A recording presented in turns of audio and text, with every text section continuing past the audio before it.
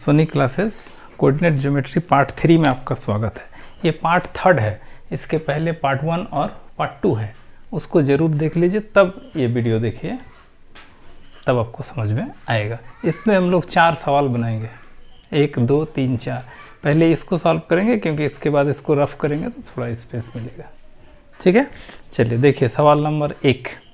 ये 4 सवाल को आप ठीक से नोट कीजिए, या तो आप वीडियो को पॉज करके भी सवाल को नोट कर सकते हैं, कोई प्रॉब्लम नहीं। Find the area of the triangle ABC from the figure given. इस तरह से एक फिगर दिया हुआ है, कह रहा है कि इसमें ट्रायंगल ABC का एरिया निकालना है। देखिए एरिया ऑफ ट्रायंगल ABC। देखिए ट्रायंगल का एरिया होता है half into base into height. Simply half into base, base क्या बनेगा इसका, ये BAC है ना, तो हाफ इंटू बेस हो जाएगा BC, और हाइट ये वाला इसका हाइट यहाँ से परपेंडिकुलर खींच लीजिए ऐसे। देखिए ये वर्टिसेस दिया हुआ है 2 4, इसका मतलब ये डिस्टेंस 2 है और इसका ये हाइट 4 है। ठीक है, ये AD ले लीजिए, इसको ABC, तो इसको D कर लीजिए, तो आपका हाइट हो जाएगा AD। Half into base BC, ये लंबाई कितना हो, कोई फार्मूला का जरूरत नहीं इसमें, यहाँ से यहाँ तक लंबाई कितना हो, ये 4 है यहाँ से यहाँ तक, और इधर 2 पीछे, तो यहाँ से यहाँ तक टोटल डिस्टेंस हो जाएगा आपका 6 यूनिट। और हाइट, इस पॉइंट का कोऑर्डिनेट दिया हुआ है 2 4, मतलब इसका हाइट है आपका 4। तो इस तरह से हम लोग एरिया ऑफ ट्रायंगल ले लेंगे। ये दिया हुआ देखिए, ये पॉइंट का कोऑर्डिनेट 2 4, ये B पॉइंट है, इसका कोऑर्डिनेट है -2 0, मतलब यहाँ तक -2 है, और C पॉइंट का कोऑर्डिनेट दिया हुआ 4 0, माने वो 4 तक गया है उसका वर्टेक्स। तो ये 3 कर लीजिए इसको, और 3 4 जा 12, तो 12 स्क्वायर यूनिट ये होगा आपका ट्रायंगल का एरिया। इस तरह से फिगर को देख के भी, अगर इस तरह से छोटा मोटा फिगर दिया हुआ है तो हम लोग कुछ उस पर कैलकुलेशन कर सकते हैं। ठीक है, चलिए इसको मिटाते हैं। आप तो पॉज करके भी लिख सकते हैं।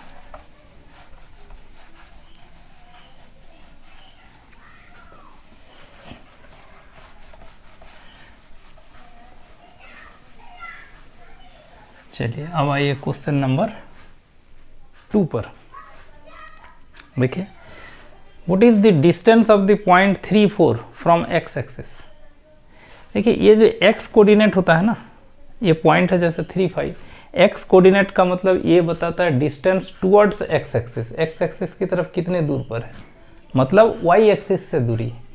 और ये जो y कोऑर्डिनेट है ये बताता है डिस्टेंस टुवर्ड्स y एक्सिस, मतलब x एक्सिस से दूरी। जैसे ये x एक्सिस y एक्सिस है ना, ये पॉइंट है 3 5, इसका मतलब है कि इस पॉइंट का x एक्सिस की तरफ दूरी है 3, y एक्सिस की तरफ दूरी है 5। तो इसका x एक्सिस से डिस्टेंस कितना है, ये x एक्सिस होता है ना, तो इससे डिस्टेंस ये आ जाएगा। y एक्सिस की तरफ जो दूरी है, मतलब उसका जो y कोऑर्डिनेट है, यही आपका x एक्सिस से डिस्टेंस हो जाएगा। तो इसका x एक्सिस से डिस्टेंस क्या हो जाएगा 5, ये हो जाएगा आपका आंसर। सिंपल, ये ऐसे ऑब्जेक्टिव टाइप का क्वेश्चन, आई थिंक आपको समझ में आ गया होगा। चलिए कोई भी पॉइंट हो, उसका x एक्सिस से y एक्सिस से डिस्टेंस आप इजीली निकाल सकते हो। आइए क्वेश्चन नंबर 3 पर। Find the distance of 6 8। 6 8 लिखने का मतलब ये कोऑर्डिनेट लिखा हुआ, मतलब एक पॉइंट को इंडिकेट कर रहा है, फ्रॉम ओरिजिन। इस तरह से आपका x एक्सिस y एक्सिस है, ये है आपका ओरिजिन, ओरिजिन का कोऑर्डिनेट होता है 0 0। ठीक है जी, और ये 6 8 कहीं पॉइंट है, इधर 6 8 होगा ना पॉइंट, x एक्सिस की तरफ डिस्टेंस होगा 6, y एक्सिस की तरफ डिस्टेंस होगा 8।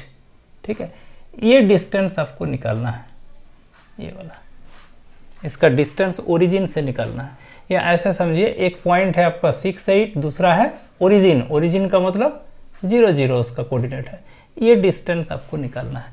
आप डिस्टेंस फार्मूला लगा लीजिए तो भी ठीक है। या एक राइट एंगल ट्रायंगल बन रहा है, तो राइट एंगल ट्रायंगल में ये हाइपोटेनस है, ये 90 है, तो ये होगा अदर टू साइड्स के स्क्वायर का सम का रूट, ये हाइपोटेनस है ना, तो इसको निकालने के लिए 6 स्क्वायर प्लस 8 स्क्वायर का स्क्वायर रूट करेंगे तो भी डिस्टेंस निकलेगा। या फिर डिस्टेंस फार्मूला यूज कर लीजिए। ये है आपका एक पॉइंट x1 y1 टाइप का, ये दूसरा है x2 y2 टाइप का, और इसके बीच का डिस्टेंस, रिक्वायर्ड डिस्टेंस निकालने के लिए रूट लगाते हैं। दोनों के x कोऑर्डिनेट का डिफरेंस, इसका x कोऑर्डिनेट 6, इसका x कोऑर्डिनेट 0, उसका डिफरेंस का स्क्वायर, इसका y कोऑर्डिनेट 8, इसका y कोऑर्डिनेट 0, ये हुआ दोनों का डिफरेंस, उसका स्क्वायर, x कोऑर्डिनेट का डिफरेंस का स्क्वायर, y कोऑर्डिनेट का डिफरेंस का स्क्वायर, ये है, और उसका रूट, ये डिस्टेंस फार्मूला है। ये 6 माइनस 0 6 होगा, 6 का स्क्वायर, ये 8 माइनस 0 8 होगा, उसका स्क्वायर, तो ये हो जाएगा 100 इक्वल टू 10। तो ये जो पॉइंट है इसका ओरिजिन से डिस्टेंस होगा 10। या ऐसे भी ये हाइपोटेनस है ना, हाइपोटेनस को root under perpendicular square plus base square करते हैं, वही चीज़ आ जाएगा। तो इस तरह से भी हम लोग इसके बीच का डिस्टेंस, ओरिजिन से उसका डिस्टेंस निकाल सकते हैं। आई थिंक समझ में आया होगा आपको। चलिए अब क्वेश्चन नंबर 4 पर चलते हैं।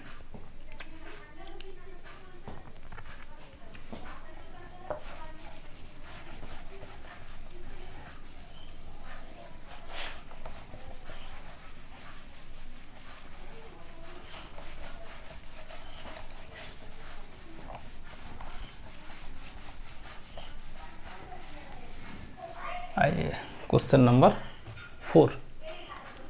If the distance between the point 4k and 10 is 5, एक पॉइंट आपको दिया हुआ है 4k, ये नंबर नहीं दे करके यहाँ k लिख दिया है, जैसे 2 3 3 4 ऐसा लिखते हैं ना, तो यहाँ 4k है, ओके। और दूसरा पॉइंट है 10, ये तो ठीक है।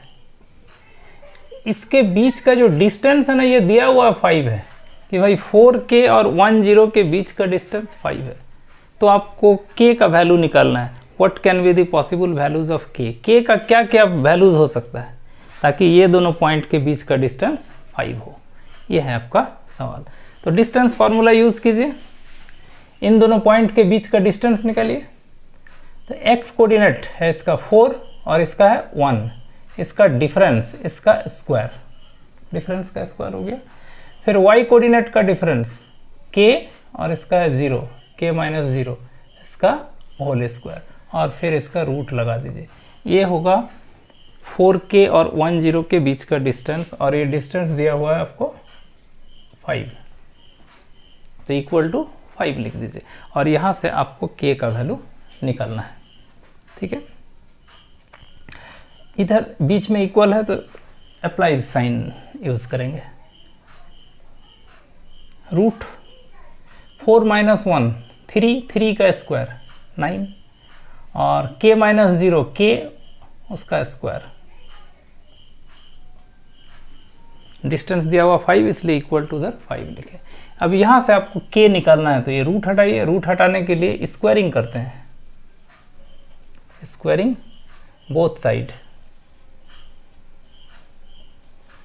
तो इधर जब आप स्क्वायर करेंगे तो आपका रूट हट जाएगा, ये बच जाएगा, और इधर 5 का स्क्वायर करेंगे तो ये 5 स्क्वायर हो जाएगा, समझे। जब रूट रहता है स्क्वायरिंग करते हैं तो रूट हट जाता है, और दूसरे साइड 5 है तो उसमें 5 स्क्वायर होगा।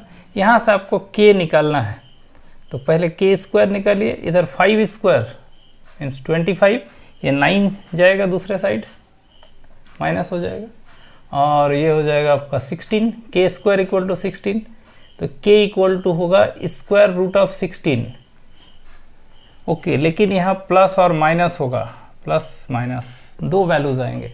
जब k स्क्वायर इक्वल स्क्वायर है, यहाँ स्क्वायर हटा करके दूसरे साइड जब रूट करते हैं तो आंसर आता है प्लस और माइनस में, तो ये होगा प्लस माइनस रूट 16 4, मतलब k का वैल्यू 4 भी हो सकता है, -4 भी हो सकता है। आप अगर k का वैल्यू 4 लेंगे यहाँ तो भी ये डिस्टेंस 5 आएगा, अगर आप k का वैल्यू -4 लेंगे तो भी ये डिस्टेंस 5 आएगा।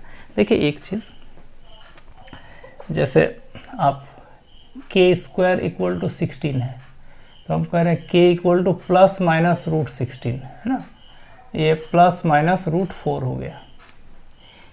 k² इक्वल टू 16, यहाँ से k निकलना है, मतलब k का क्या वैल्यू लेंगे कि उसका स्क्वायर 16 आएगा, यही है। तो k का वैल्यू प्लस माइनस इसलिए आया कि 4 का स्क्वायर करेंगे तो 16 आएगा, ओके, मतलब k 4 हो सकता है। k का वैल्यू अगर आप -4 लेते हैं तो -4 का स्क्वायर भी 16 होगा, इसलिए -4 भी आंसर है, ठीक है। तो इसलिए हम लोग प्लस माइनस लिखते हैं जब स्क्वायर हटाते हैं, दूसरे साइड रूट करते हैं। तो इसमें ये 4 बेसिक प्रॉब्लम था ताकि आप जो उसका बेसिक कॉन्सेप्ट है उसको आप समझ सकें। इसके बाद आएगा वीडियो नंबर 4, उसमें और अच्छे अच्छे सवाल बनाएंगे। वीडियो को अच्छा लग रहा है तो उसको सब्सक्राइब कीजिए ताकि नेक्स्ट जो वीडियो आएगा आपको तुरंत पता चलेगा, फिर उसको आगे पढ़िएगा। चलिए, वीडियो देखने के लिए धन्यवाद।